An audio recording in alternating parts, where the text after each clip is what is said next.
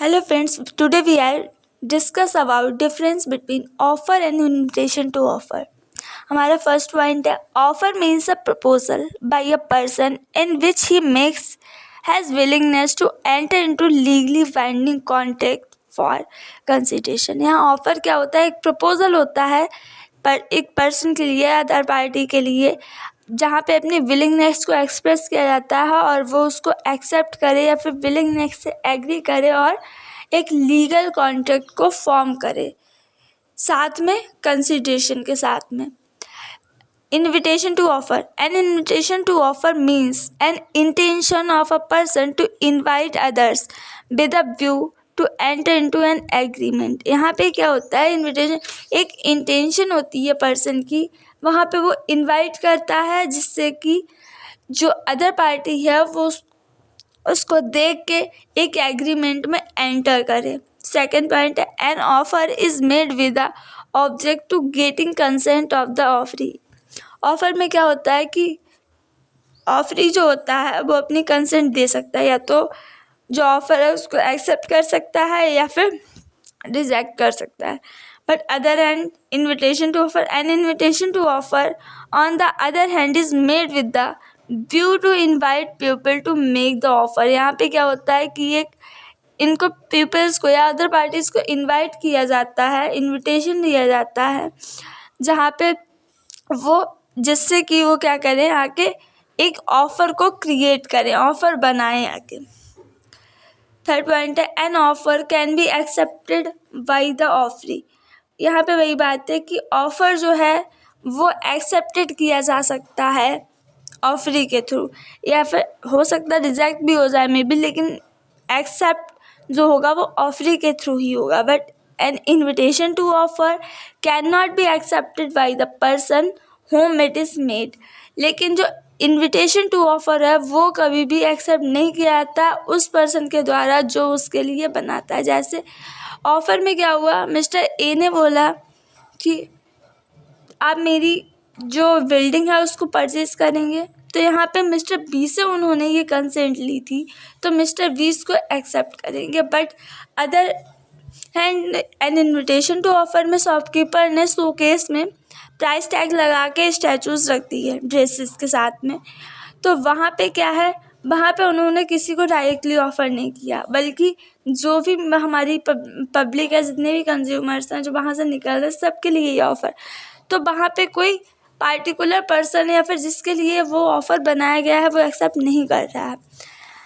Next point है हमारा N offer when accepted become an agreement. जब ऑफ़र जो होता है वो एक्सेप्ट हो जाता है ऑफरी के थ्रू, तो वो एग्रीमेंट बन जाता है। Other invitation to offer can not be accepted at all, hence it can not become an agreement.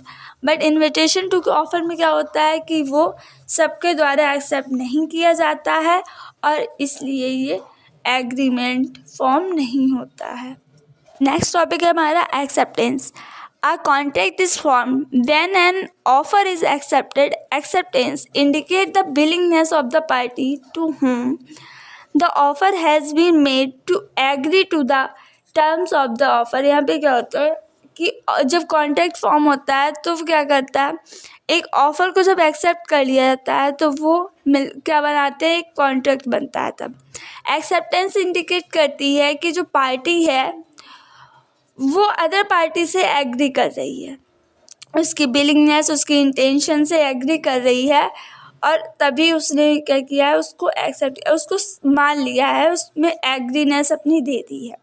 Okay, जैसे मिस्टर ए ने पीछे हमने एग्जांपल दिया था, मिस्टर ए ने बोला था बिल्डिंग सेल करने के लिए, तो मिस्टर बी ने यस बोला, तो मतलब मिस्टर ए की कंडीशंस जो हैं जितनी भी उनको वो एग्री करते हैं मिस्टर बी, इसलिए उन्होंने परचेज़ करने के लिए बिल्डिंग को एग्री किया है। अब हम आते हैं अपने essential of a valid acceptance. First point है acceptance should be by the person to whom the offer is made. यहाँ पे ये है कि जो ऑफ़र है उसको एक्सेप्ट करने के बाद ही मतलब एक्सेप्ट किया जाएगा। तो एक्सेप्टेंस भी दो तरह की हो सकती है। स्पेसिफिक मतलब जब ऑफ़र दो टाइप का होगा तो एक्सेप्टेंस भी दो टाइप की ही होगी। लाइक स्पेसिफिक और जनरल। स्पेसिफिक ऑफ़र वो होते हैं, पहले ही बता चुके हैं, जो किसी पार्टिकुलर पर्सन के लिए हों। अगर वो पार्टिकुलर पर्सन उसको एक्सेप्ट करता है तो स्पेसिफिक एक्सेप्टेंस या फिर स्पेसिफिक मतलब हो जाएगा, ठीक है। लेकिन जनरल ऑफ़र में क्या होगा, जनरल ऑफ़र में उसको कोई भी एक्सेप्ट कर सकता है।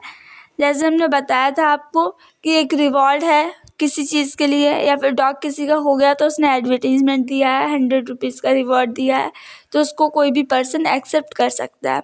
सेकंड पॉइंट है एक्सेप्टेंस में बी एक्सप्रेस और इम्प्लाइड। एक्सेप्टेंस जो होती है वो एक्सप्रेस भी हो सकती है और इम्प्लाइड भी हो सकती है। बाई मतलब एक्सप्रेस का मतलब क्या होता है, spoken and implied.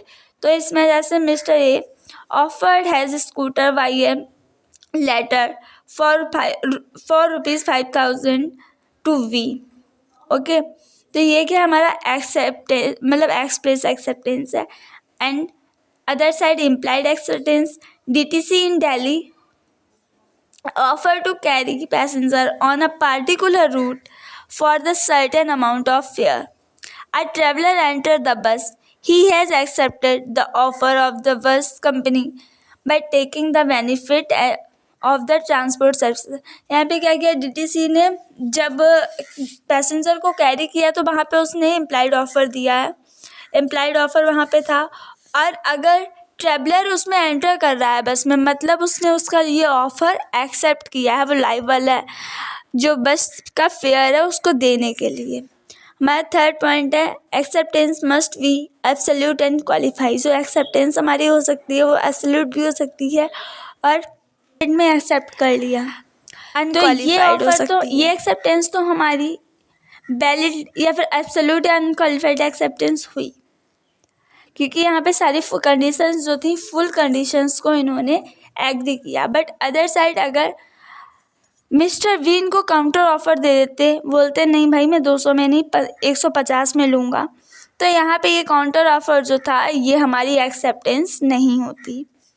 Next point है हमारा mental acceptance is not acceptance. मतलब यहाँ पे क्या हुआ कि मिस्टर ए ने कोई ऑफ़र दिया और मिस्टर वी ने क्या किया, अपने ही माइंड में सोच लिया हाँ ठीक है मैं ख़रीद लूँगा। अगले दिन जाते हैं मिस्टर ए के पास, बोलते हैं यार मैंने तो एक्सेप्टेंस दी थी, मेंटल एक्सेप्टेंस दी थी, आपको हमारी थिंग आपको वापस करनी पड़ेगी, मैं आपको कंसिडरेशन दे रहा हूँ। तो यहाँ पे मिस्टर ए बोल देंगे कि भाई आपने मुझे एक्सप्रेस या इम्प्लाइड एक्सेप्टेंस नहीं दी थी। तो यहाँ पे आप किस तरह से लायबल हैं, बोलेंगे नहीं भैया मैंने मेंटल एक्सेप्टेंस दी थी। तो मेंटल एक्सेप्टेंस जो होती है वो एक्सेप्टेंस को नहीं मानी जाती है। नेक्स्ट पॉइंट है silence can not B mode of acceptance. जो साइलेंस है हमारा वो एक्सेप्टेंस का मोड नहीं है। अगर किसी ने हमें ऑफ़र दिया और हम शांत हो गए तो उस साइलेंस का मतलब ये माना जाता है कि हम उसमें या तो मैंने सुना नहीं या फिर हम उस ऑफ़र में एंटर नहीं होना चाहते हैं, हम वो एग्रीमेंट क्रिएट करना नहीं चाहते हैं। नेक्स्ट पॉइंट है an offer must be accepted within the time fixed. मतलब an offer must be accepted within the time fixed और within a reasonable time. If no one is fixed, no time is fixed. यहाँ पे क्या है, offer को हम एक fix time में ही एग्री करेंगे, मतलब फ़िक्स टाइम में ही एक्सेप्ट करेंगे। ऐसा नहीं कि हमारे लिए अभी उन्होंने ऑफ़र दिया है और हम 10 दिन बाद उसकी एक्सेप्टेंस दे रहे हैं, तो यहाँ पे ये चीज़ नहीं हो सकती। इसके लिए अगर आप ऐसा करते हो और किसी के पास जाते हैं भाई मेरा जो ऑफ़र था मैंने एक्सेप्ट अब किया है तो मुझे वो थिंग वापस करो, तो यहाँ पे वो पॉसिबल नहीं है, ये इलीगल है। Thank you.